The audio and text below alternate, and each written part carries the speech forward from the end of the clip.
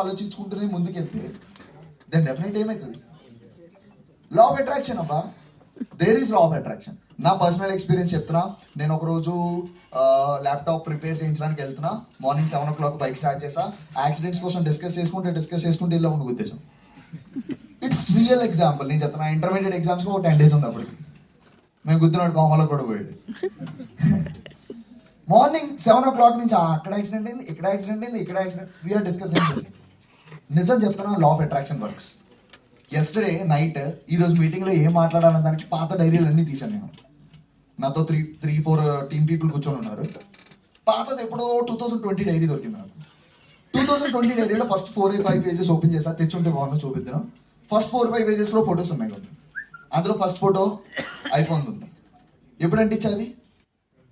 2020 అంటించా. 2020, 2021 what ever, ఎప్పుడుదో నాకు తెలియదు. అది నా ప్రీవియస్